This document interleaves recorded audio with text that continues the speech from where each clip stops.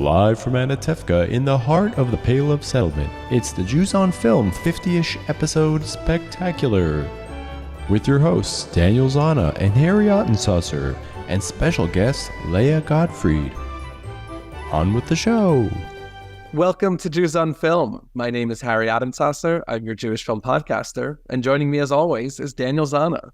Hey everyone, my name is Daniel Zana. I am a video editor, documentary filmmaker, and a humble tailor for the sake of this, for today's episode.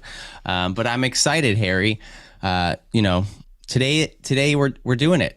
This is our 50th episode. We're very excited. Let me first bring in our guest. Our guest today is an award-winning director, writer, producer, actor, and creator of the acclaimed comedic web series Soon By You about young Orthodox Jewish singles in New York City. She's also the founder of Dignity Entertainment, a full-service production company dedicated to creating meaningful visual content. Leah Gottfried, welcome to Jews on Film. Thank you. Thanks for having me for this very exciting and special 50th episode.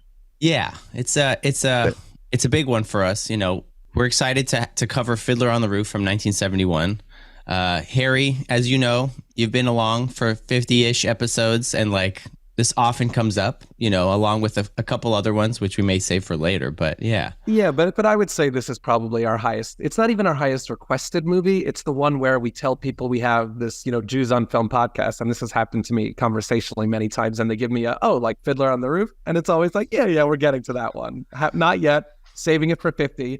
And I will call out, Daniel, you said it's 50-ish. Yeah. If you look at the feed, I'm not sure. I mean, first of all, I'm not even sure when this one will be released. So It might say 57. There's also some trailers and interviews. It depends how you count. But, this is a Jewish podcast. I think we can safely call it 50-ish and just, celebrate this momentous occasion for us. Yeah, I mean, it's a big one. So thanks to everyone so far for listening. And hopefully, we'll do 50 more and 50 more and 50 more until, who knows how 613? Long. Until 6:13. That's it. Yes, that's right. Then we're done. Then we're done. That's it. Leah, so for Fiddler on the Roof, this 1971 version, I wanted to kind of ask you to start, and then we can kind of open it up to the rest of us. Like, what is your familiarity with the book, the play, the movie, the soundtrack, growing up now? Yeah, we'd love to hear. Sure. So I was more familiar with the play growing up. I had seen different iterations of it and then the Broadway, version. And I actually realized watching it this past week that I think it was the first time I had seen the full film all at once. So that was very big and felt momentous for me just as a Jew and filmmaker and human. But it somehow felt familiar, even though I hadn't seen it. It feels so embedded somehow into our culture and just in general. So yeah, that's my experience with it. Fantastic. Can I ask who was the fiddler that you saw on Broadway or when you saw plays? Who was it? So I'm pretty sure I saw it with Topol. I think it was. Yeah, I mean, I was young, and so I don't think I realized, but I'm pretty sure that's who it was. Yeah. Whoa, that's cool. Yeah, I know. It's crazy. I like the way that you kind of frame this as this momentous occasion, as a Jew, almost this rite of passage. This was a movie that I similarly hadn't watched in full until preparing for the podcast. Knew a lot of the songs, didn't know, couldn't place them, but.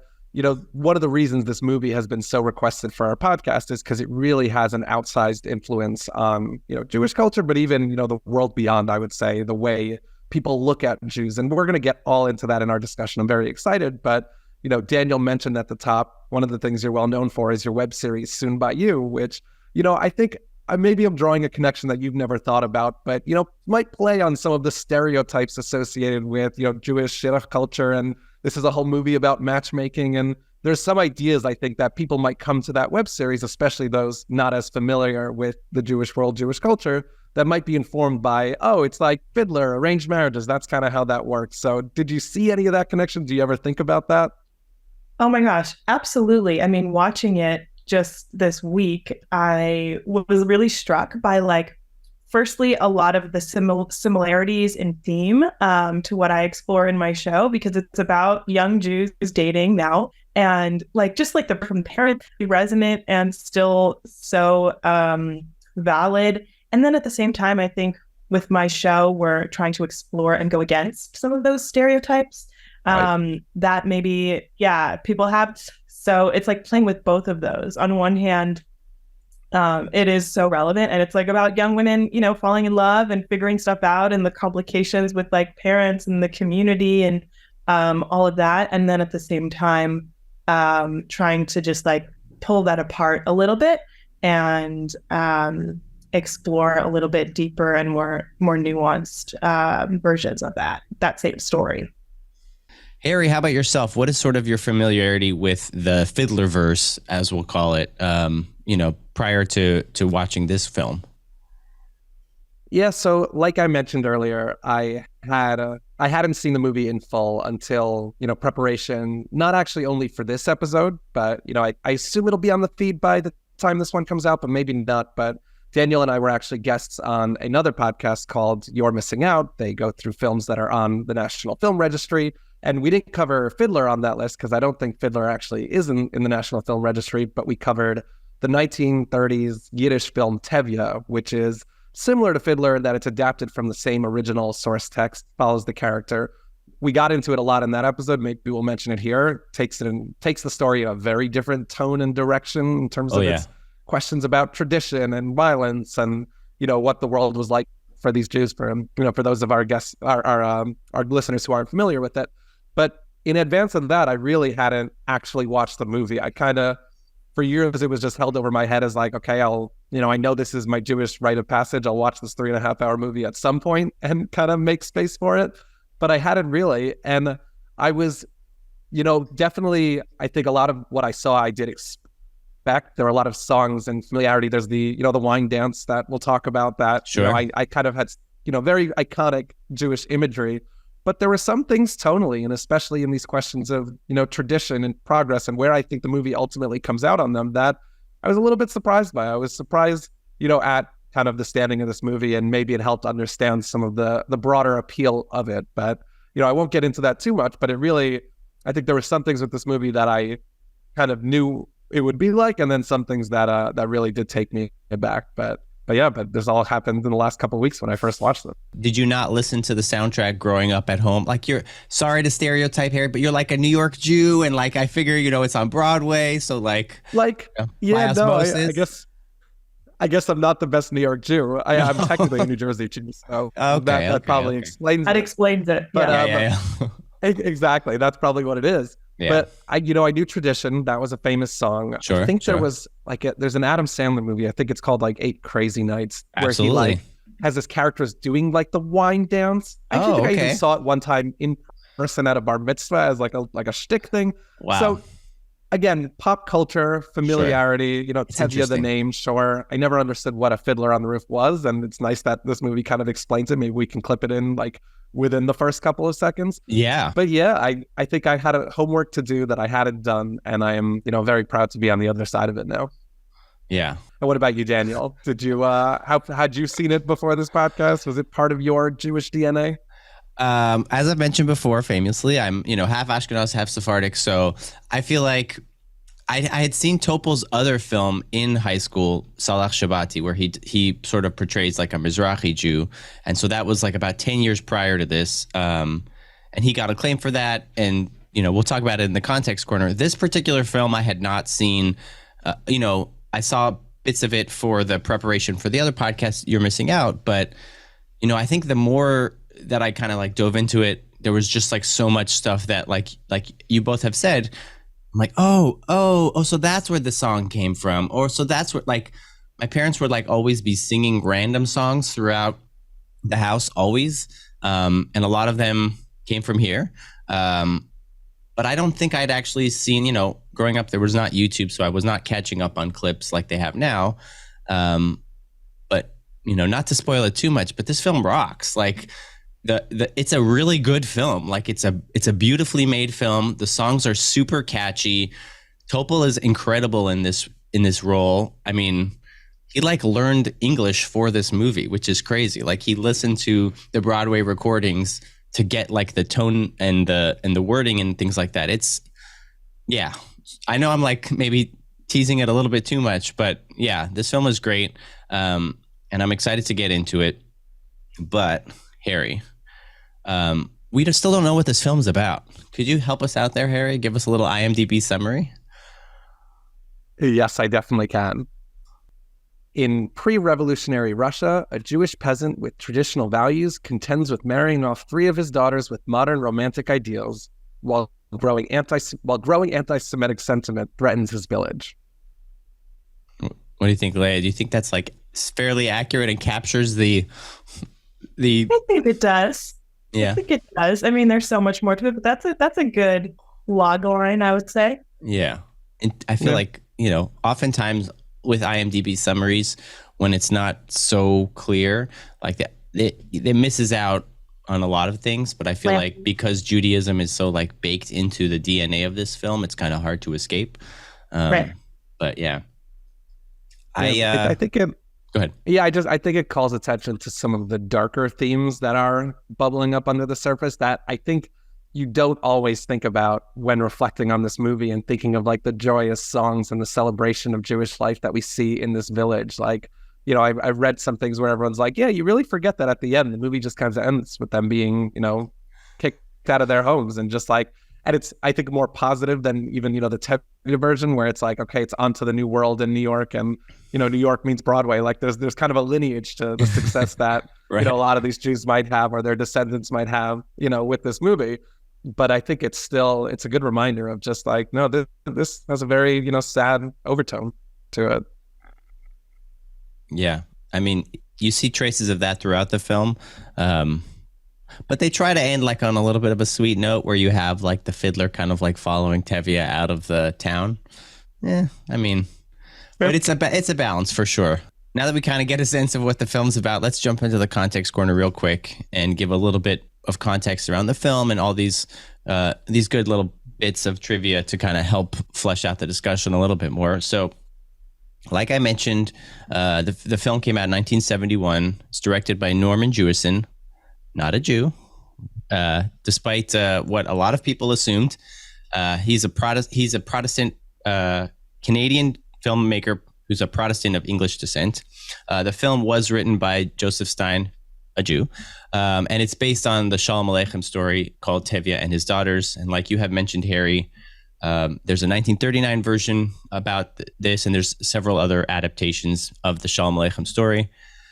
But this particular one with the songs and everything is sort of based on the play.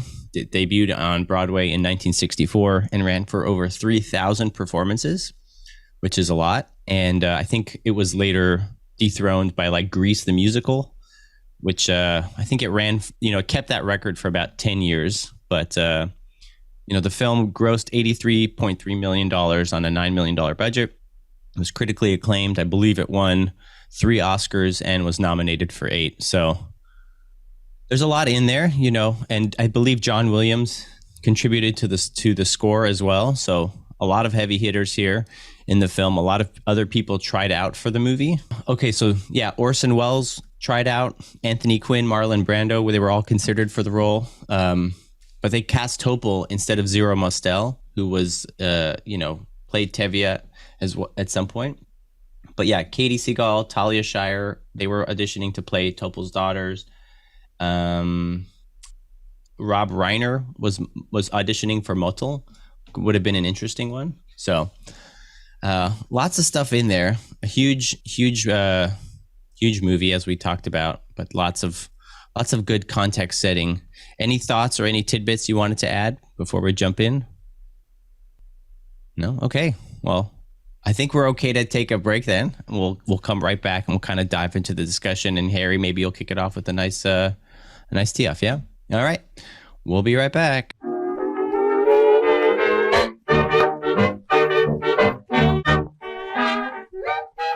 Welcome back to Jews on Film. We are here with Leah Gottfried to discuss Fiddler on the Roof for our 50-ish episode spectacular. Harry, I'm going to throw it over to you. Do you want to kick us off? After the dance number, of course, Yeah, let me just get back to my chair and let's do this. Okay.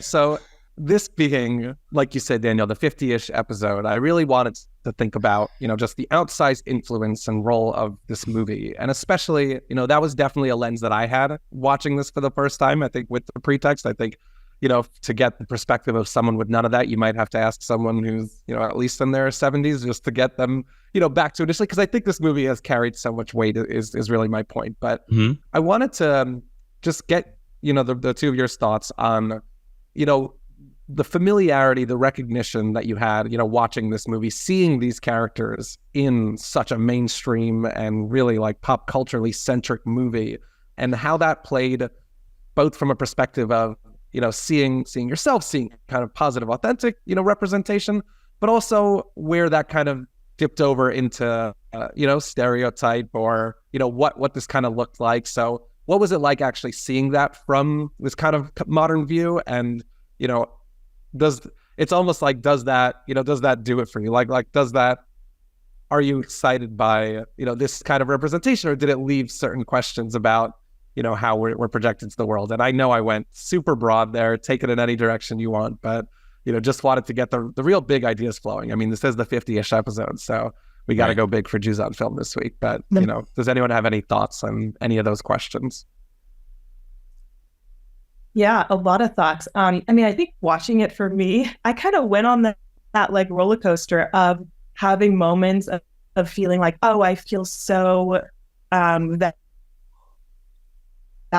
valid and seen, and like what like such beautiful, poignant moments of like Jewish representation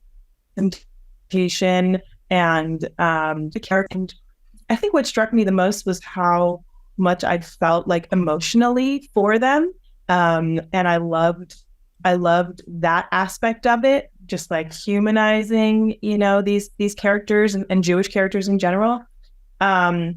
And then I think there were other moments that definitely felt like stereotypes where I was like, I feel like a little bit uncomfortable. And so it was just such an interesting experience to like have all of that happening like at the same time and like throughout the 3-hour journey of the film. But I do like overall feel really like good and positive about it. I think even maybe moments where it like dipped into things that felt a little uncomfortable, or it still was like very thought-provoking, and it still like touched on, I think, real things that I wanted to think about. So yeah, it felt like just like a roller coaster in that way to me. But I think like overall, just like because the acting was so beautiful and like the writing and the story felt so human and like relatable, even as somebody watching it now, I think that is like the most important thing to me when like watching a Jewish film. Yeah.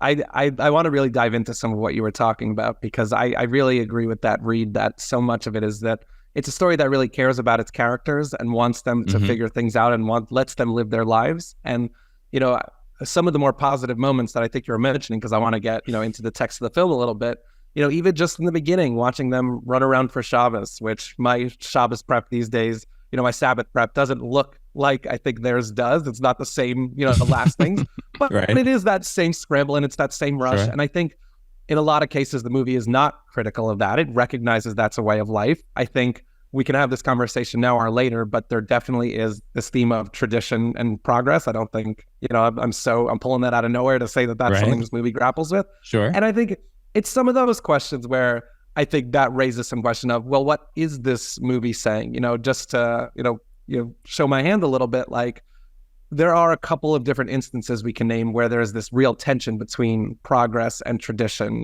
whether it's one of Tevye letting one of his children, get married to someone who's not Jewish, or whether it's the question of, the dancing and doing co-ed kind of mixed dancing. And, there's several instances you could point to. And I think the movie is pushing in the direction of progress. Like, I think, representing myself, which is not, everyone's Jewish experience, but as someone who is, proudly modern Orthodox, I think I love seeing a movie tackle a lot of the tension between adapting to the modern world and maintaining tradition. Like it's in the name.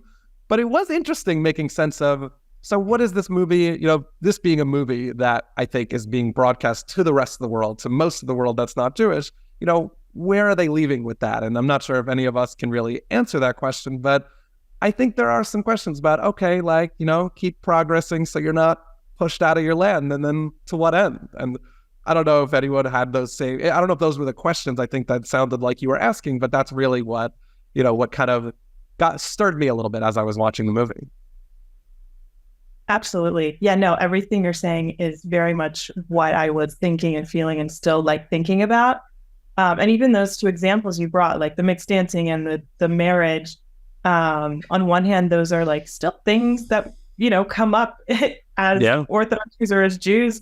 And then at the same time, it's wait, how does people who are not from this world view that, and how are you portraying that? And it's such a tricky balance, because for me personally, as a writer and filmmaker, I want to explore all those things and explore the tension.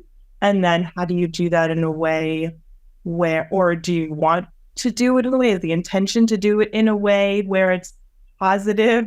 And how much are you thinking of what are people going to think about us?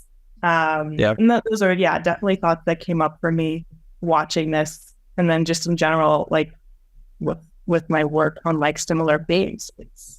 Yeah.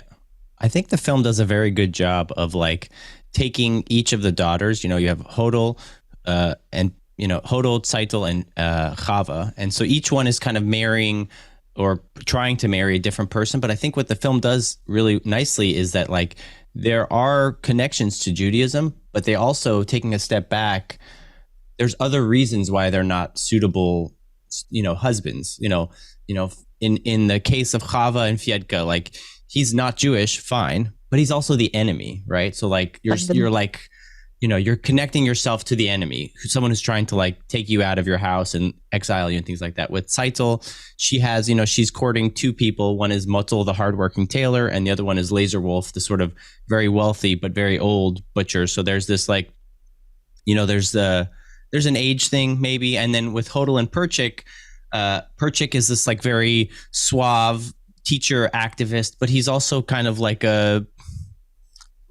don't know, I guess in this days and age, he'd be very politically active. And so there's that piece to it. And I don't know, was Hodel set up with someone else, or it's just Perchik or nobody else, right?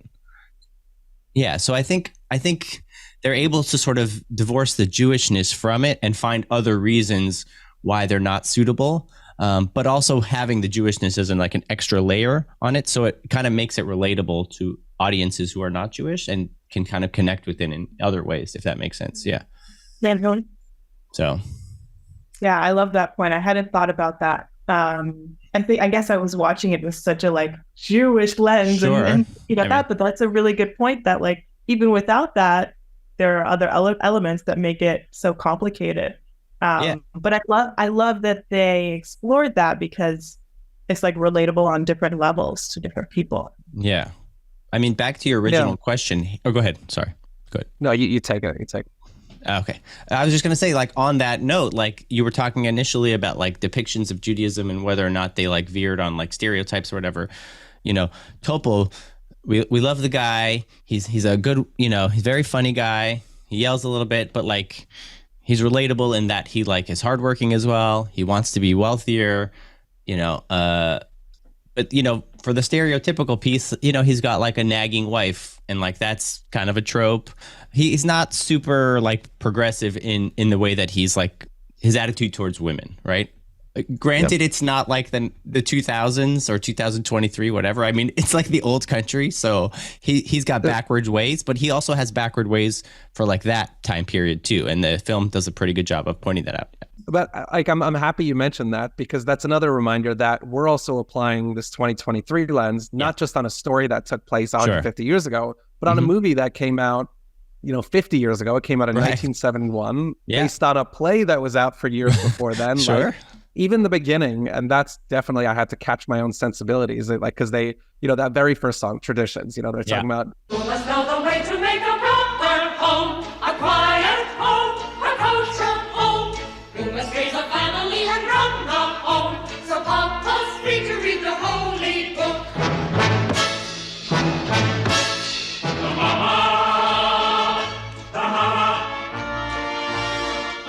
television. And I think part of me is Right. watching this like, oh, so there's like a non-affiliated, an audience who's not familiar with Jewishness and is like, this is kind of reinforcing some of their, gender role criticisms that might exist. And I think being a Jewish person, I think we are proud of, a lot of some of the gender distinctions that do exist. But at the same time, I think I'm trying to balance, am I, blaming this movie for like pushing, like, where like things have changed in that sensibility. Where are you that going maybe, with this? like it's just, and by watching this movie, critically in a way that I was like, oh, is it playing up the gender roles so dramatically to show how wrong he is to make the point said on it? Like, and I think if this movie came out in 2023 to, a more modern audience, I think that is the reaction they would have to a lot of the earlier, like a lot of those tensions between, Tevye and his daughters and about who they can marry. I think a more modern audience might be watching that like, oh, that's ridiculous. Why is he telling her who she has to marry? But I think that there's a lot of respect for, and then there can be within Judaism for even arranged marriage. And I know that even still exists. What's that Netflix show that is now with Jewish like, Matchmaker?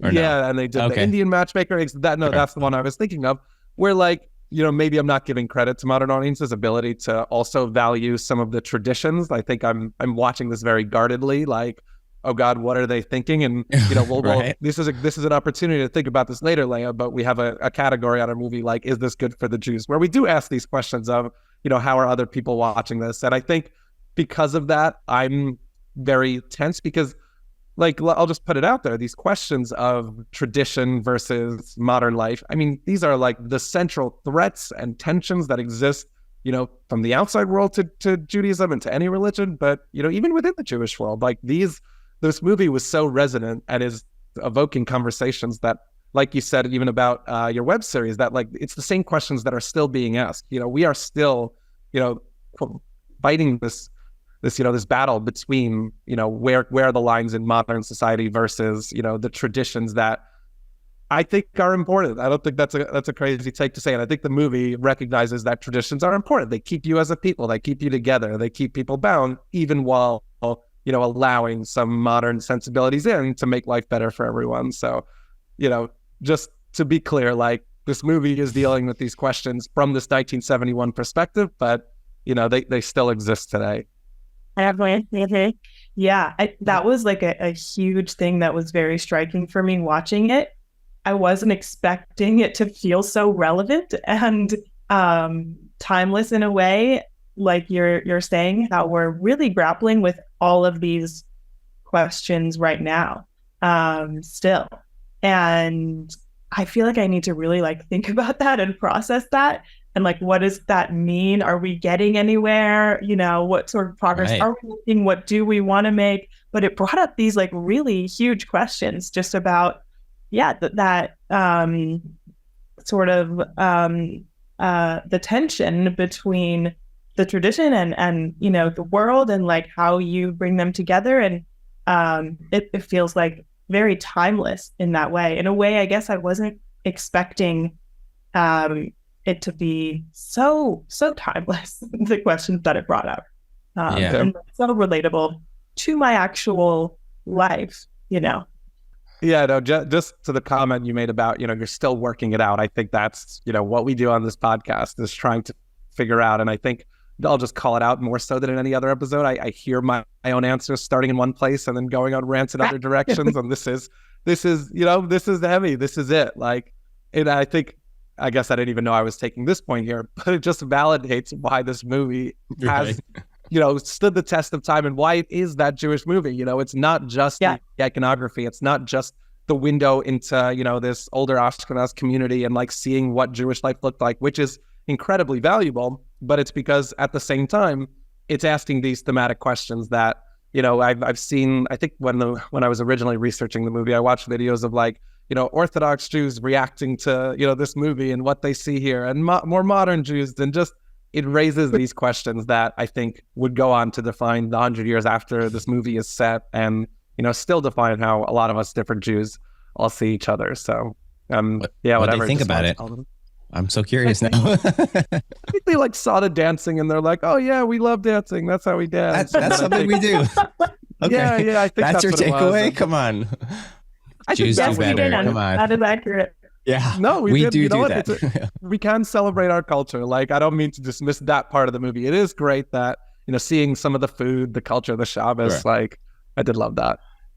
We're going to just jump back for a second. I know you were talking about like the 2023 lens and things like that. I have to announce whether or not this is good or bad news you can discuss. But in May 2020, MGM announced that they're going to be remaking the movie Fiddler on the Roof with folks who worked on Hamilton, Grease Live, and Dear Evan Hansen, things like that. So I don't know. I wonder. I know. Is it going to just be like a film version of the revival that ran on Broadway, like the Yiddish revival, or do you think it's going to be a full like? It says remake, so I don't know that we need it personally, but I mean, Why not? Yeah, I know, right? All right, 100th episode. Exactly. Put it in our calendar right now. For the 100th-ish episode, we're coming back to do Fiddler. Leah, Wow. I hope you join us in 50 episodes to review the remake. Yes, done. I think like we talk about this and we have before that like specificity is actually like generality, and like so the more specific you get on your culture, whether it's like Jewish culture or Black culture or Asian culture or Indian culture or Persian culture, like I'm seeing we have been seeing more movies that are like super specific but also so general, and like I think this is a great example of that, even though it was from 1971. That there are these kind of like Easter eggs, like you were saying, Harry. Oh yeah, no, we do that dance. We do wear that kind of stuff. There's some things that are like, well, do we sing May God Protect You, like Friday night? May the Lord protect and defend you. May He always shield you from shame. May you come to be in Israel shining. There's stuff like I'm like, okay, what is that? For that specific example, I think that's the priestly blessing. They say I kind of like that's the Yivarechecha Hashem V'Yishmerecha, that one. So that's what they were singing. I had to kind of look it up because I was like, what is this exactly? But there are other things that did kind of ring true, and it was really nice to sort of see that stuff. But yeah, I think I don't know how. Like specifics, I don't know if this is delving into like ratings category, but like in terms of the specifics of it, like were there any scenes or like Easter eggs that kind of that worked for you or didn't quite work for you?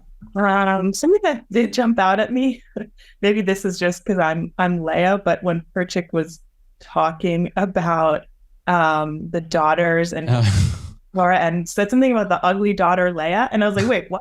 I never learned it like that. And that made me feel like I want to see if there's like actually a source or like where did that come from. But that was something that really like stood out to me. Most things felt like real and made sense and accurate. And then that moment was something I just had never heard before, and I was curious about it. Yeah. And it's interesting that you're jumping onto one of like Tevye's aside. I remember we spoke about this when we were talking about, that movie Tevye and the original text, but, correct me if I'm wrong, Daniel, but I think we heard from our friends that You're Missing Out that in the original book, that's like, the defining characteristic of Tevye is that he's always kind of mumbling these asides or referencing, saying, oh, it's like, this character in this. Like the good book says? Yeah. Like the good book says. And I appreciated that. And, we are jumping into some of our categories because this might be my most Jewish scene, and maybe I'll just say this again. But like, I appreciated that as just the constant referential nature of like Jewishness and pulling up the old text, but also as the, like, those I think were moments because they were just small asides where they were referencing something without catching up their full audience to speed and just saying like, if you know, like Jewishness. And I think, this movie as a whole, I did leave it a little bit feeling like this is the broadened version of we're going to explain to you what prayers we're doing and we're going to put things in English and we're going to lay it out there. This is what Jewishness looked like in a way that I wasn't sure if this movie fit into our category that Daniel and I, we sometimes mention on the podcast called, by Jews for Jews, which is when it's like, we are not going to bother explaining, what this is, what's going on. We're just going to put it all out there. And I think like, and that's not necessarily a bad thing. Like this movie said these questions of, you know, intermarriage or even, you know, marrying, you know, the wrong people within this culture, this community, this faith, like that, those are questions that, you know, could be broadened out to a wider audience. And I think that, you know, the world has received very, very well to the point that it's, you know, continually being revived and rebooted and, you know, whatever it is. So like, I don't think that's a bad thing that this movie does that, but I think compared to some of our other movies, this one is like, it almost knows that it's going to be this introduction to Jewish history to a lot of audiences, as opposed to some of our other movies, like even, you know, Tevye, the other version of this, where it's just like, we have this Jewish audience in mind that we don't have to explain the context of, you know, the, what are they called? The, you know, the people that are kicking them out. The Cossacks?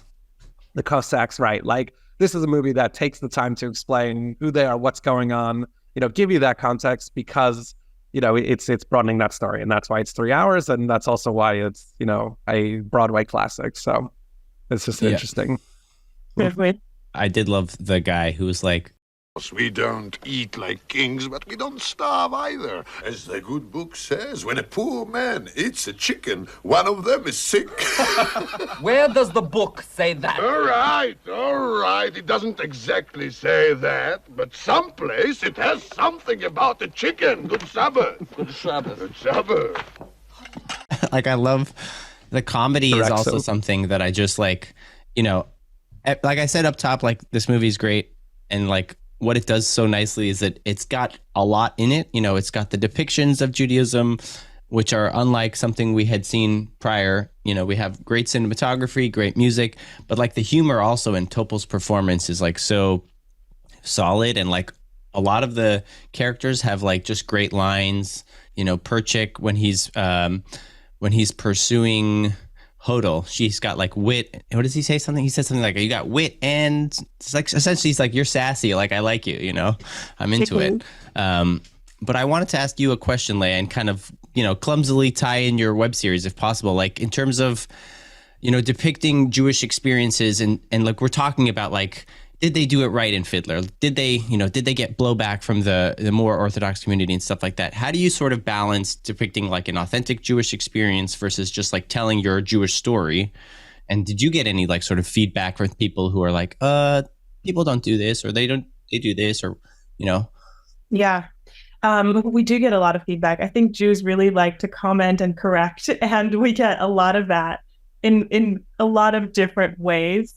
My approach has always sort of been to mine from my own life and my co-writer's life, and we write from like an authentic place based on our experiences and what we see around us, and just as like modern Orthodox Jews. But we certainly get, so there's one category of response we get, which is like, these characters are too religious or they're not religious enough. And so there's people on both sides who are sort of like, this isn't accurate for like, it's not an accurate portrayal of modern Orthodox Jews. It needs to be more like this or more like this. But I think that just speaks to the fact that it's like not a monolith, you know, and even within the umbrella of like modern Orthodoxy, and certainly like Orthodoxy as a whole, there's so many ways to observe, and it could look differently. So I think I just try to focus on, like you said before, being specific in the world that I'm exploring. And that just comes from like living in it and using my own life. We do get pushback from some people in Orthodox communities when we sort of explore more progressive storylines, things like that. I don't know, they're not that progressive to me, but like they to some other people, they seem progressive or not appropriate or whatever. And so again, that just like really speaks to the reality of what we're grappling with as Jews and as observant Jews in this world, trying to figure out how to balance, you know, tradition and being modern people in this world. So like the show explores that, and then the reaction to the show also speaks to that. Yeah. Which is like very interesting to sort of witness and be a part of. But one funny thing is like we also get lots of people correcting like this person didn't say a blessing before they ate Oh. the food, or like noticing like the God. little moments of observance and like halacha and things that they feel are not correct. So that's just like funny to me. Thank but God yeah. we have the internet, huh? I know. Where would we be without these internet sleuths who could like, Nowhere. Yeah. I mean, it's so interesting hearing that feedback, and understandable and expected. That's kind of because I think that's how we watch things. And I think when you paint a movie like Fiddler in such a broad brush, like that's why everyone can kind of come in and say, okay, I get you're like exploring this tension. And this movie doesn't answer all the questions of tradition versus progressivism. Like I think it broadly does have a couple moments where Tevye, is kind of moved to open his mind a little bit. But I think it just invites that conversation, which I know we said this already, but like is obviously still being had. Like there are perspectives to this movie. We've been talking about, this Jewish versus not Jewish, but even within these questions of Jewishness, like we spoke about, the co-ed, the sort of mixed dancing, which, even across the spectrum of my own life in modern Orthodoxy, I've seen very different views on, what dancing looks like. I've been to weddings that have, huge kind of barriers between, mechitzas between the men's and women's section of the dancing. I've been to weddings that have, that don't have anything in between and kind of encourage a little bit of intermingling. Harry. I don't mean to out myself. Yeah. I might have to put my name anonymously on this episode, or we'll just cut this out. But it's just like, it's interesting, and I think your series seems to be a real, just a sounding board for just a lot of those different, nuances in tradition. I mean, I love this podcast, Jews on Film. Like we're talking about how this is, this movie is like the, famous representation of, Jewish experience. It's one of them for sure, and it's one of them that ultimately I think, preceded a lot of the different ones from today. So I think it has that kind of common ancestral goal. But, Daniel, like this is an Ashkenaz world. This isn't, reflective of, the Sephardic or other Jewish experiences in a way that, there might be other movies that kind of depict that more. So, this movie, I think, is right in its approach of it's gonna go broad and it's gonna ask these big questions, and so that we can, like a great movie, take those and apply them elsewhere. Like I think that was the point you were making earlier, Daniel, about the more specific a movie, the more it can be broadly applied. And I think we are appropriately doing that. But this movie is not on its own going to answer, all those questions for what should the next, 150 years of Jewish life look like.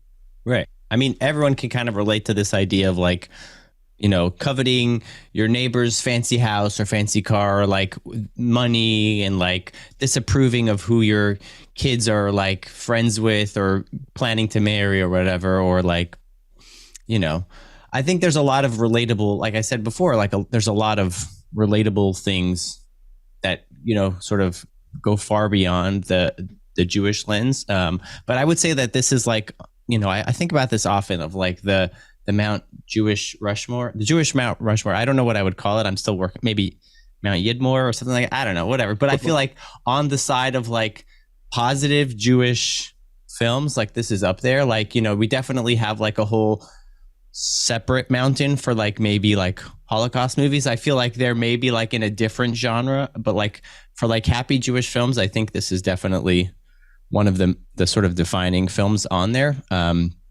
For good reason. Let's take another quick break, and we're going to come back, and Harry's going to give us some nice categories to frame our discussion, and then we'll conclude with like a rating section. We'll be right back.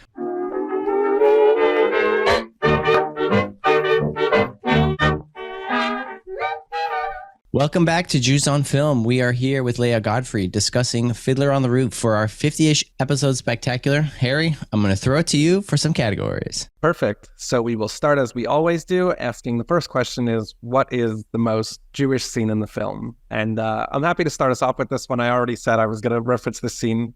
You could take this is a 3-hour movie. You could probably take 2.5 hours worth of scenes and get your answer for this. Yeah. But okay.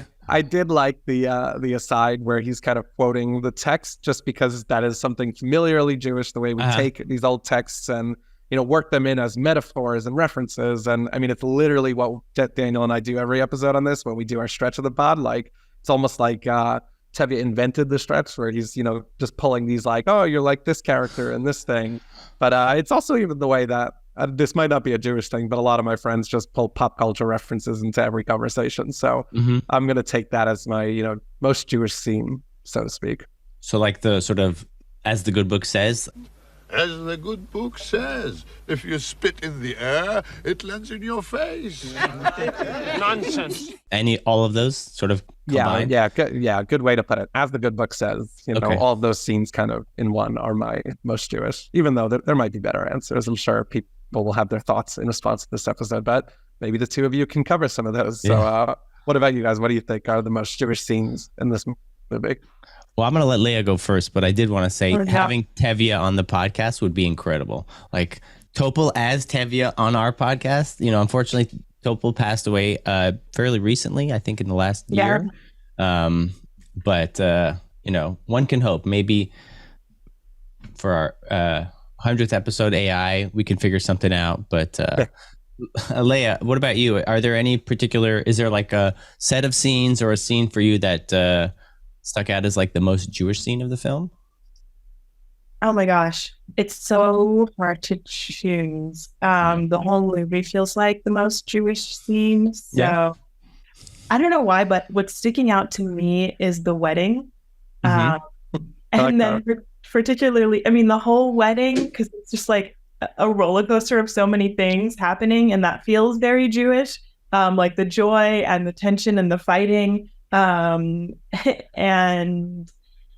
the moment where Perchik is wanting to dance, have mixed dancing, and they all like rush to the rabbi and ask him. Yeah. He starts to say, well, it's not exactly forbidden, and then they take that answer like, okay, It's a sin. It's no sin. Ask the rabbi. Go on, ask him. Rabbi. Dancing. Well, it's not exactly forbidden, but... Well, there you see, it's not forbidden. And it's no sin. Good to go. And I thought the movie that moment was so it just spoke to what felt like to me just like quintessential Jewish energy. And I loved that. It felt very Jewish on a lot of levels. The Jews do love a loophole for sure. That's an amazing answer, and that is, that kind of that concept of looking for someone, finding the first rabbi that'll give you permission to do something, and then just jumping in on that is shockingly familiar. That was a great answer. And it's very funny, but it also is like really how we engage with our text. Is like we fight with it and we figure out ways to do what we want to do in a way that feels kosher to us. So it was a really funny moment to me, but also really felt just really real in that way. Yeah. Yeah. And I think like everyone flocking to the rabbi, it's like, well, we don't have our own opinions. Let's go talk to someone who's clearly more wise than us. And at the moment they say it's good, let's get out of there before they can sort of finish their sentence. Literally. Yeah. Daniel, do you have anything to add to that list? Most Jewish scene in the movie? I think so. There's a scene, I think it's maybe just like a passing scene, but there's a scene where they're in the yeshiva and they're kind of studying Talmud together, and there's just like these arguments going on, and I felt like that, just the way that they're yelling at each other and like getting crabby and snappy about certain things, that felt very Jewish. Obviously, like you were saying, like it's such a Jewish movie to like pick one specific scene. The whole like film exudes Jewishness, so it's kind of hard to pick. But I think that specific one, the way that they interacted with each other, and we could probably put a clip in here, but I think that for me was one of the more Jewish scenes. Instead of saying most, I'll just say one of the more Jewish scenes, so as to not exclude any of my other favorite scenes. It's like picking from one of my 5 daughters. I can't, So. Exactly. I think this might be one of the only movies where we could just say the whole movie is the most Jewish scene and like, not have it be questioned. But those are 3 great answers. Well, 2 great answers. I don't want to. I think yours was great. Yours is great. If you insist. Okay, I guess it's 3 then. Perfect. That brings us to the second category, which I'm kind of excited about with this movie, and that is the question of, do you have any Jewish stretches of the pod? So anything that you can read more Jewishness into this already super Jewish movie, or just even not even Jewishness, but just reading in, a stretch, a theme, an underlying idea that, like we often say, may not have been intended by the filmmakers, but also could be, and, can be pulled out from the text of the film. Harry, do you want to go first? Yeah, sure. I do have one teed up. So sure. This is going to that wedding scene, which is an incredible scene. And what I've mentioned a couple of times, which is the kind of specific wine dance where, this group of men, they put bottles of wine on their heads, and then they do this kind of elaborate dance, getting on their knees, getting up, shuffling. And, the point is that the wine can't fall off, that they're not letting the wine, spill up onto the floor. And it's this very cool scene that I'm sure was rooted in, I don't think, I could be wrong on this, that it was invented for this movie. I assume that there was some tradition of that being a wedding dance. I mean, even nowadays we have, at a lot of Jewish weddings, this concept of ketzad, where people do these, funny little dances and performances before the bride and groom. So I'm sure that there's some stuff there. But my stretch is, this kind of was evocative of how I remembered the dream that Yosef interprets of the Sar HaMashkim. He has these two dreams while he's in prison. So recall this, biblical story where, he interprets these two dreams. So one character is this baker, one is this, wine bearer, a cupbearer, that are both in jail, and they kind of give over these dreams. So I was looking it up while I was preparing for this question, and I realized I was kind of conflating both of their dreams. Okay. Because there's the wine dream where there's, he kind of in his dream, he like squeezes grapes into a cup, makes wine. And then there's the bread maker's dream where he puts, the thing of bread on his head, and it's like picked at by the birds. So it's kind of a coupling of these dreams. And I'm actually going to run with that because I think joining these two dreams together basically marks this moment in the movie as this, like, we're on the precipice of what could be the baker's fate, which is like doom and getting destroyed, or the wine bearer's fate, which is like this return to grace. And it's this like moment of tension in the movie where, we're celebrating this wedding, but we feel the Cossack presence coming on. I mean, even at that wedding, the Cossacks end up storming it. So it's like we're kind of in between, and it just marks this, it literalizes, or it doesn't even literalize it because it's such a deep read, but it basically literalizes this signature tension of the movie of, where are we going to come out from this balance between, modern and Jewishness? Are we going to be, are we going to be, killed by the king, or, elevated back to our status of glory? And I think there could be some allusions happening in that scene. Not sure. That's why it's a stretch, but definitely what I thought of. Nice. Leah, do you have any stretchy thoughts, I'm ideas? Just processing that. And I was, it's a lot. It always is. It always is. I don't yet. Let me think for a minute. Sure. Yeah, no problem. Please. I think you want to get us. Yeah. I'll I have so many thoughts about the movie, and like I loved it, and like, this is not necessarily a stretch, but it would have, like, a wish list. That's something I would have loved to see. I would have loved for like a crossover. You know how like these days with like cinematic universes, like this character from Marvel movie shows up in this show. Like I would have loved like the Fiddler verse and the Yentl verse to like cross over. So maybe like Yentl shows up in the yeshiva, or maybe Yentl's kind of like hanging out in the market. That's just like a, for the remake or something like that, we could get Barbara back maybe in America. They're both heading over to the new world. That's true. That's true. Maybe they're on the boat together. And then they bump into Fanny Bryce, who's also on the boat from Funny Girl. Well, so then with Yentl, that'll be a little bit. Yeah. Well, they've done double casting, right, with like American Pickle and stuff like that. So maybe that's the sequel that MGM said is working on. We need to confirm that with someone from MGM, but it's probably this crossover Yentl. I think you're right about that. Yeah, that's not a stretch. That's mostly just something that I was thinking about as I was watching the movie, because I very quickly checked. I was like, are they the same author? But no, the Fiddler was written by Shalom Aleichem, and Yentl is based on a short story by Isaac Bashevis Singer. So unfortunately, it's like DC and Marvel. It's unlikely we'll see a crossover, but you never know. My stretch of the pod is regarding our good friend, the titular Fiddler on the Roof himself. Who is he? What's his deal? I'd like to posit this theory that, much like Tyler Durden, he's this imaginary presence in Topol's head who doesn't really exist, but is mostly just like his inner monologue, his inner sort of like score, because he doesn't really seem to interact with anyone besides Topol, and he doesn't really like say anything to him. He mostly just like scores his life. He's sitting on the roof, and as we talked about before, what does the Fiddler on the Roof represent? The Fiddler on the Roof is trying to scratch out a simple tune without breaking his neck. So it's mostly just someone who's trying to do something and not hurt himself and not get, so that, that is like a metaphor for his life, for Tevye's life, and for a lot of the people just trying to get by without dying, which is, a little grim. But I'd like to suggest that perhaps, since he doesn't really interact with anyone, I'm sure if we did that sort of flashback a la Fight Club at the end, we'd see that the Fiddler was never there and it was all in Tevye's brain. But that's sort of my stretch. Do you feel like that has any legs, or?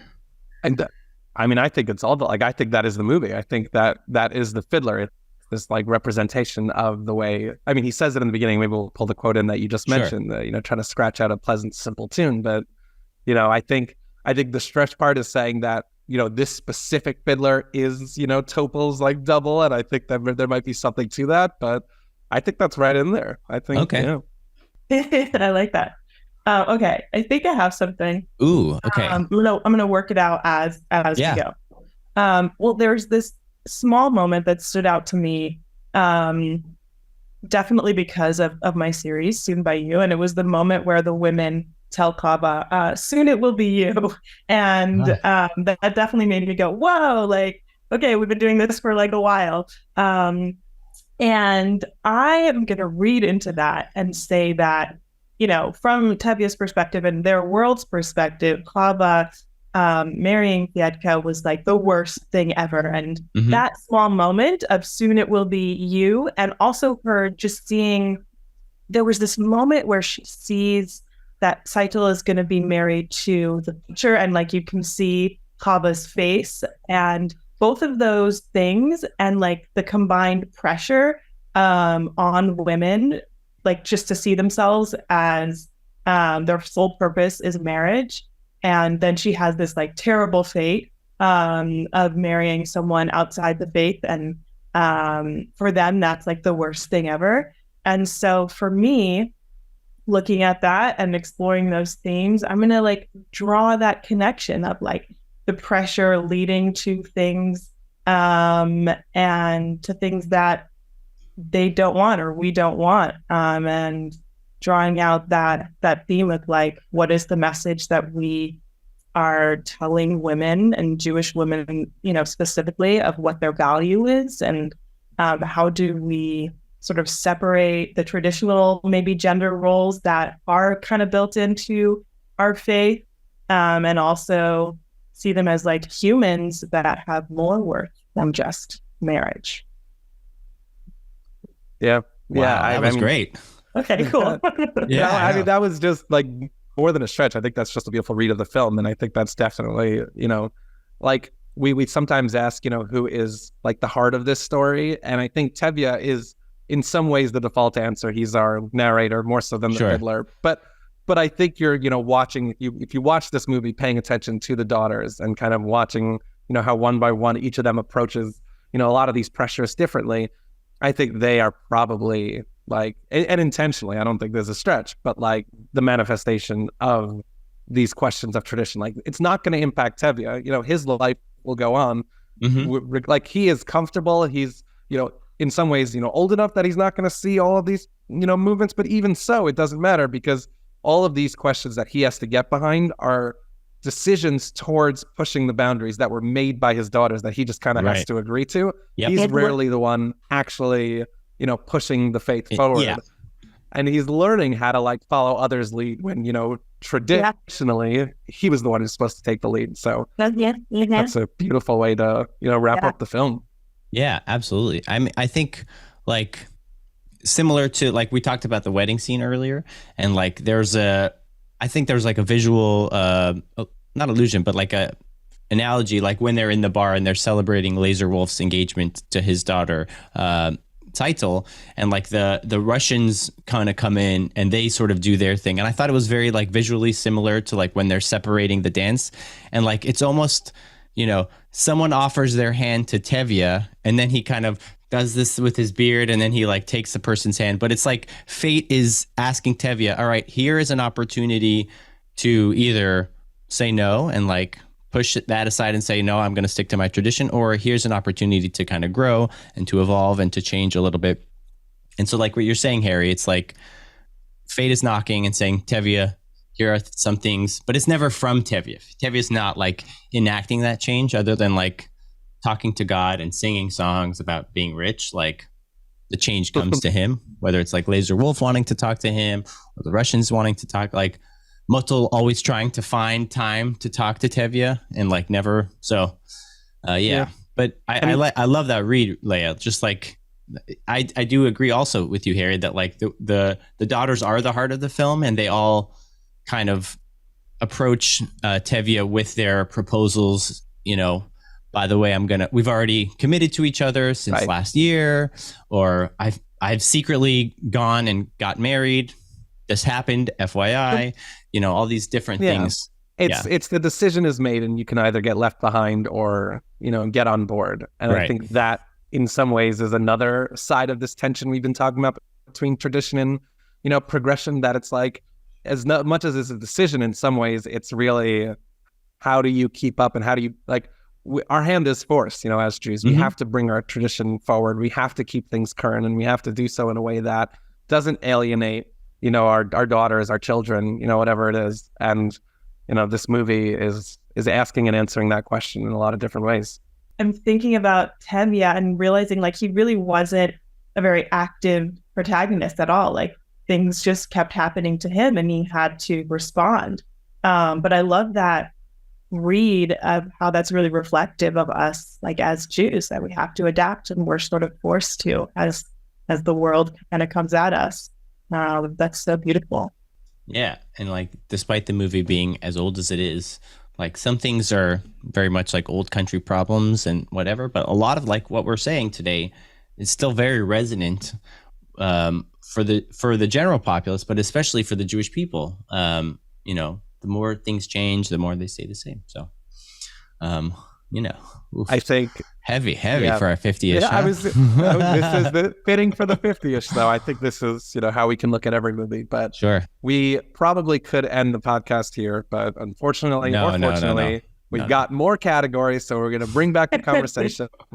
And let's close out with our final question before the rankings, which is this movie good for the Jews? And, you know, if you're wondering, Leah or our audience, you know, how to approach that question, any way you want. That could be, you know, good as representation, good for a Jewish audience, good for a not Jewish audience, whatever you want to look at. But, you know, is it good for the Jews? I'm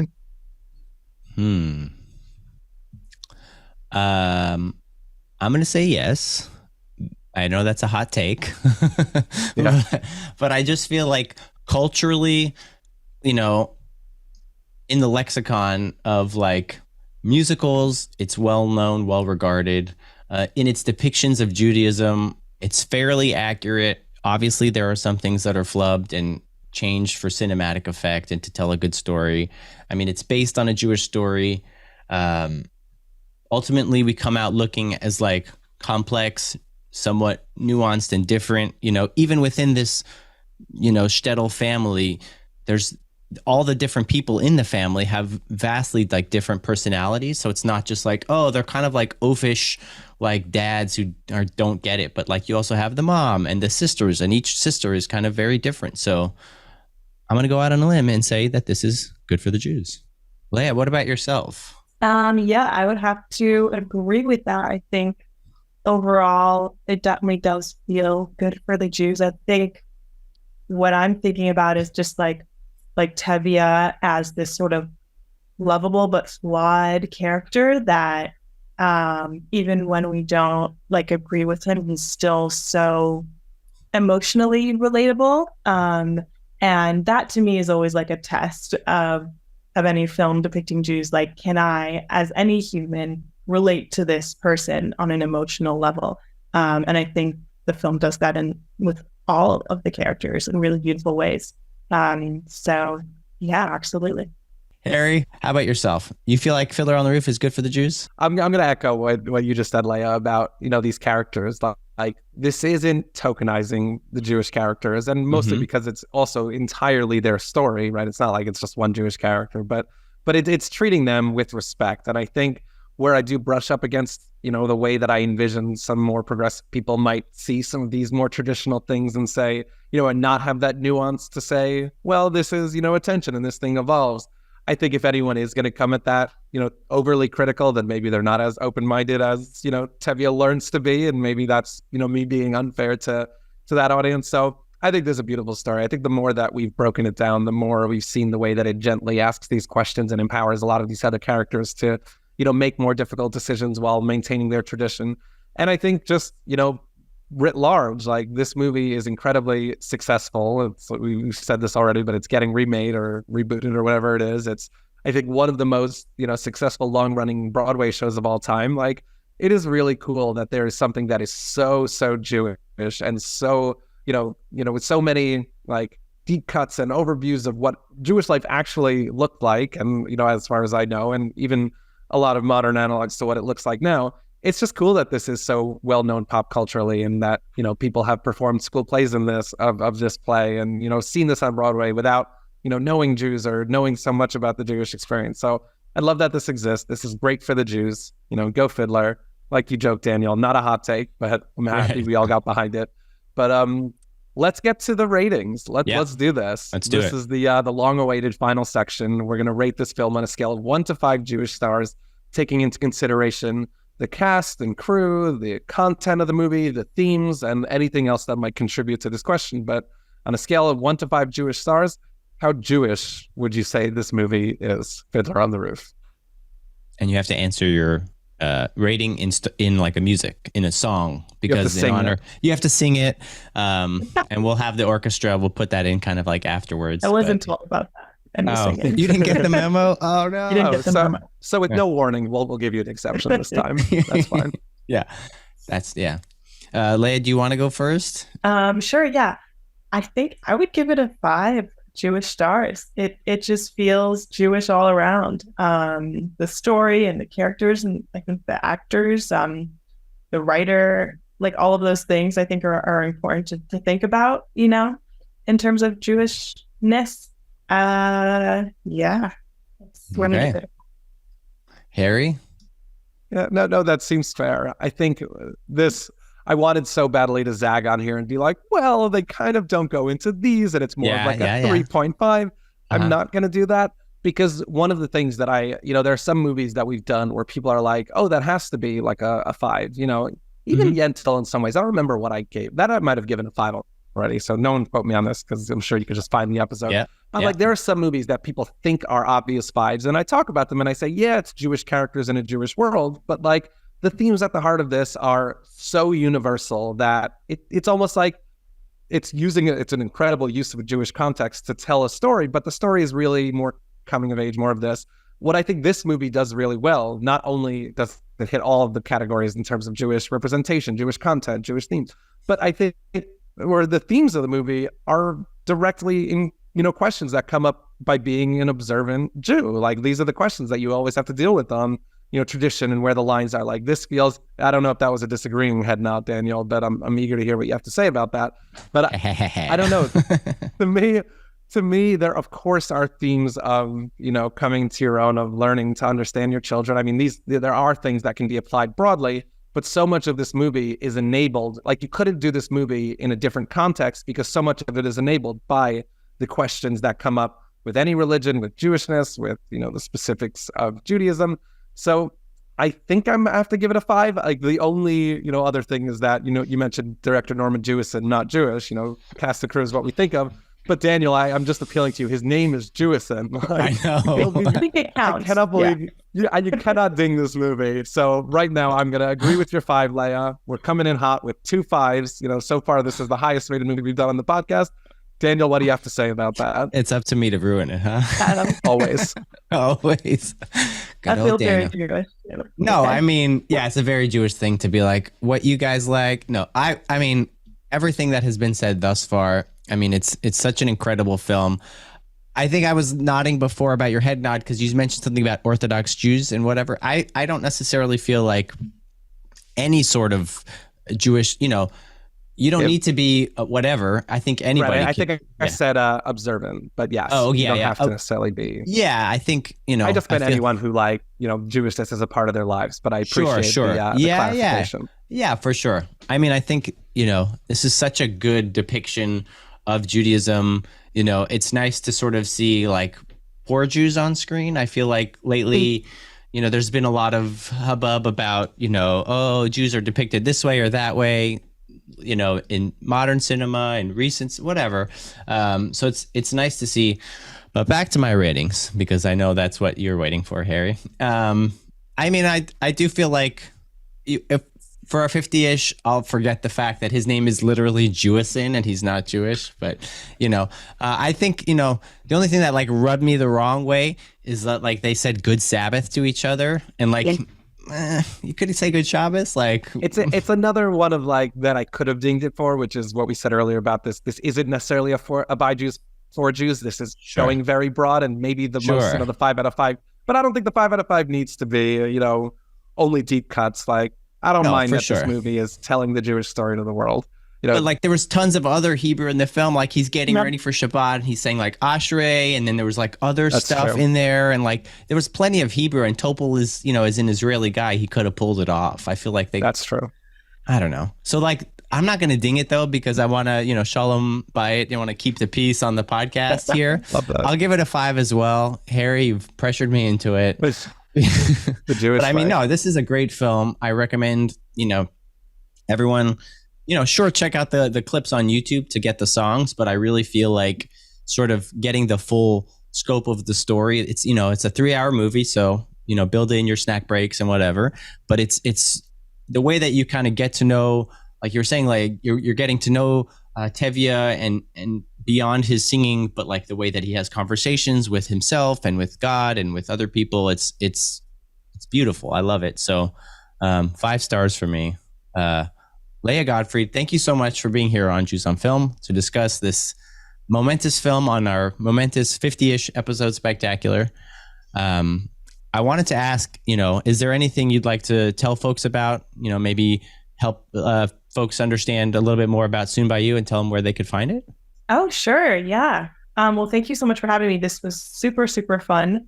And yeah, I would love to share about Soon by You. It's a web series that I created. And Soon by You comes from that phrase where like at an event, at a wedding, young single Jews are often like bombarded with the like, you should be next, Soon by You. And so that is where the title comes from. And that's what a lot of the show is about. It's about young observant Jews dating and living in New York City. And we have 8 episodes out. You can watch it on YouTube or Netflix. We're working on some new episodes. So yeah, stay tuned about that. It's been like a passion project for me. So I created the show and also co-write and direct all the episodes. And I act in the show, so there's a lot of me in it. But I would love for people to check it out. Fantastic. And can I ask about Dignity Entertainment? Is that okay? Yeah, of course. So you want to tell us a little bit about what Dignity Entertainment is? Sure. So just as a profession, I'm a filmmaker, and I direct and produce and write all kinds of film projects. I love working on projects that have meaning and are inspiring in some way, or just feel important to me. And so I do short films and commercials, a lot of music videos. I love doing those, and promotional videos, things like that. I love working on Jewish content, but I work on all kinds of content. And that's part of what I do. Awesome. So you just talked about music videos, and if you haven't already, you did an incredible Maccabees Purim video that I wanted to ask you about, starring former guest of the podcast, former fellow board co-president with me, Simon File. So I wanted to sort of ask about the shoot and what it was like, doing a Maccabees video and working with Simon. Yeah. Oh my God. First of all, Simon is the best. Yeah. Can confirm. Yep. Yeah, he's awesome, just like I say, human and as an actor. So he was in Soon by You, and I brought him to play Haman in the Maccabees video. He just like killed it. He was so funny and intense. But yeah, they reached out to me to do a video, and I really wanted to like focus it on Esther's story. And we filmed in this really cool castle, all in one day, and. Whoa. Yeah, it was like an 8-hour shoot for all the whole video. But it was just like a blast to work with them. It felt like summer camp energy somehow. I don't know. Yeah. I don't know how to describe it. There was just like a lot of great high energy. I had a wonderful team of people working on that video. And working with Simon was just so great. He is just like up for anything. He's like one of those actors where you like throw out an idea and he's like, yeah, I'll just do that, and come up with things on his own. So we had so much fun just like playing with the different like evil moments. But I'm really proud of that video. It was really fun to do. And I think, like I said, like a meaningful piece of Jewish art. Yeah. It definitely gets a lot of plays in this house. Oh, really? Yeah, my daughters love that. I'm sorry, and yay.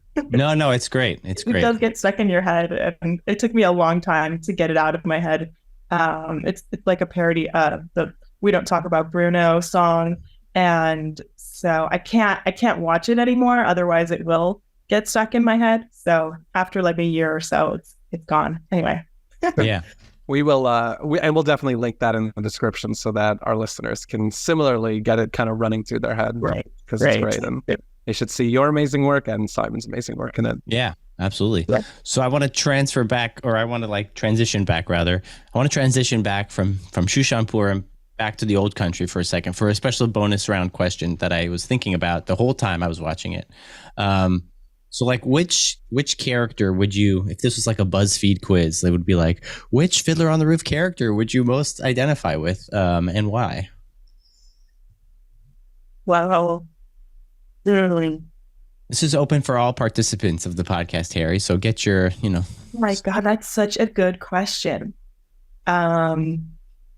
And you could pick multiples. You could be like, a little bit of this, a little bit of that. There's no wrong answer. So I'm going to say a little bit of Tevye in the way that I loved and related to his like constant communication with God, where he's just like, what are you doing to me? Like, I thought we're friends.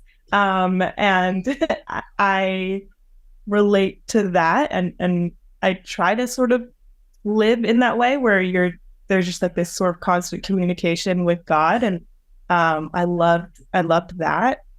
And probably like a little bit of all are the daughters. I definitely relate to growing up as like a Jewish woman and like the assumptions about marriage and the pressures about marriage that they all sort of have. Maybe Huddle, I think, would be, because I like that she like allowed her mind to be opened, and I kind of relate to that like exploration of new ideas, and choosing her own life. So yeah. And Hodel was the one who ultimately married Perchik, and then I think he was sent off to Siberia, so now she follows him to Siberia. It's dedication. That I wouldn't do, but just for the record. Okay. Just for the record, I would never do that. Understood. I mean, that's fair. Yeah. Harry, what about you? I hadn't thought about that so much when I was watching it. I mean, I had characters that I really, I enjoyed watching. I mean, I liked a lot of the answers you just said about, the characters, especially who kind of change their view and open their minds as it goes on. Like that's obviously who I aspire to be. But I like Muttel. He was a lot of fun when he's like, he really, really loves her. He's working hard. He gets his sewing machine. That was exciting. I don't know. I know I'm trying to think of like the analogs to my own life. Like I don't sew, there are other hobbies that I have. I do a podcast. You're a hardworking podcaster. That's, I like that's to like believe the modern day Taylor, I would say. A podcaster? Yeah. That's what people say. They say it's one-to-one. Yeah. So I am Muttel the podcaster. Maybe that's how I'll introduce myself in our next episode with no context, just see who gets it. But I feel like there have been moments where you're like, is it okay to say Jess's name on the podcast? Go for it, yeah. Okay. I feel like there's been moments on the podcast where you're like, Jess, come look at our new arrival. And then you show her like a new microphone and she's like, what? Like, I don't. That actually sounds a lot like some of like my cooking gadgets and appliances that I get really excited about. So now that I think about it, there's a reason Mutzel, I was really drawn to him, the way he's all, over enthusiastic about something that not everyone else. Well, people do seem to get on board of it. I mean, people get excited when he gets it. But not those closest to him. Right. Maybe they don't get it. And then, it takes some convincing. So sure, Mutzel it is. So you don't understand, Jess, it's like a core for pineapples. All you have to do is twist it, and then you don't have to cut it. And it pops right out. It's amazing. I don't have one of those. Harry, I got to get back to work here. Yeah.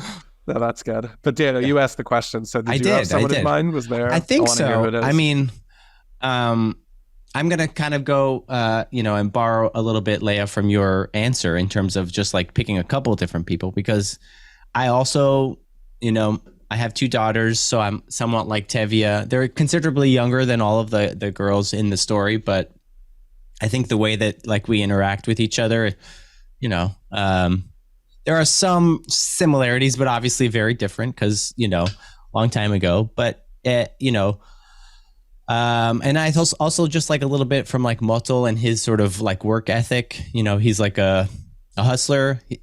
I feel like if Mutzel was around today, he'd be a big fan of like, grind culture. Like, people on social media are like hustle and grind and work all the time. I think Laser Wolf maybe was, he does all right, but he's like, he's got a different vibe to him. He's sort of already made it. But I would probably say like Mutzel's work ethic sort of, and sort of Tevye's outlook on life, his sort of sense of humor. He's like very funny. And Topol as Tevye like really kills it with some of these lines, some of these jokes. So I think that would be my answer. Yeah. I like that. Nice. Yeah. Any closing thoughts on this momentous film? Anyone? So good. So So there's good. like, I feel like we could just talk about it for hours. There's like so much to delve into. So I'm just Let's do it. I got nowhere to be. I'm not suggesting Exactly. that. I'm just saying we No. could. Yeah, we could. I think people, I mean, we did a lot of broad strokes and had a really interesting conversation, but I think Right. there will be people saying, you didn't even mention this song. Like, Right. it's my favorite thing Sure. ever. I always sing Oh, it. Like, yeah, even yeah. like If I Were a Rich Man, which probably is the thing that I knew first about this movie before Yeah, anything so else. yeah. And like, no, we could get into it. No, my point is like, this is a huge movie. It made sense for 50-ish. Might have to do, a part 2 for the 100th-ish or something just to, Sure. contain all of it. But I was just so thrilled to be exposed to, this, monumentous Jewish movie that has stood the test of time. One more question, Harry. Favorite song? Because you brought it up. Okay, Favorite song. because I mentioned it. Favorite song, yeah. I mean, offhand, it is Rich Man. I mean, Yeah. like Yabba Dibba Doo, which I'm not going to sing right now, is like, Come it's on, addictive. sing It's so it. good. We can loop this in so easily that it's Wow. not even worth, breaking everyone's ears. If I were a rich man, yabba dibba dibba dibba dibba dibba dibba dum. All day long I biddy biddy bum. If I were a wealthy man. But yeah, that one is pretty spectacular. Mm-hmm. Do you have a favorite? Leah? I think Matchmaker is Mhm. probably my favorite. I loved that one. Was just so funny and fun and like spoke to so much of their like conflicting feelings. I loved that one. Yeah. I found myself like humming and singing along, like singing it in my head after watching it, just because it's so good. And I think the film benefits enormously from like being able to say all this heady stuff in such catchy songs. Not a hot take. Everyone knows these songs are great, but I feel like I think the combination of like tradition maybe and like sunrise sunset, like the way it's a strong That's a nice opening one. to do like tradition where you have like that sort of quick cut montage of like all these like close-ups of like, people's faces or the Torah or the stained glass windows or the people moving around, like that as like a little music video, I think is like very effective in kind of introducing us to that world. Sunrise Sunset is kind of like, I think it's sort of the end of the first act of the film. And, because I think the film is set up similar to the play where there's like an intermission at the beginning. So that's sort of the end of the first act. And that's, I think, when the wedding takes place between Mutzel and Tzeitel. So those are my 2 picks. But this is similar to like a Jewish goodbye where we like try to end the podcast, but it just takes forever. Just So I was going to say, Fiona. Daniel, Yeah, you had a lot of questions there to run it off the end. Normally we give the ranking. We say I know. I'm sorry. I love it. For the 50-ish episode. Yeah, we have to. Yeah. We have to. It's allowed. Right. Yeah. But I think now we can actually say goodbye. And thank you again, Leah, for coming on to the podcast. Everyone, please go check out Leah's work. It's incredible stuff. Check out Soon by You. We'll put a link to the show notes. And yeah. Harry, anything to plug on this 50-ish episode spectacular? No, just thank you all if you've made it through 50 episodes or if you recently joined. It's so cool. When we originally joked about like Fiddler, oh yeah, we'll do it at 50. I think in my mind, I didn't think we were going to get to 50. So it was an easy way to like push things off. And it's incredibly exciting to be here. So thank you, Daniel, for, getting us to 50. Thank you, Leah, for being here. Another wonderful guest for this, pretty big occasion for us. And, here's to the next 50-ish. All right. And until 613, right? Absolutely. And then we're done. And then it's a hard out. Yeah. Hard out. Okay. Awesome. Well, thanks everyone for listening to Jews on Film. You can follow us on all the social medias. We'll put links into the show notes. And have a good one and Shabbat Shalom. Bye. Thank you. Jews on Film is hosted and produced by Harry Ottensasser and Daniel Zana. Daniel and Harry edited this episode. Follow us on Instagram at Jews on Film and subscribe to our podcast to get new episodes. Thanks for listening.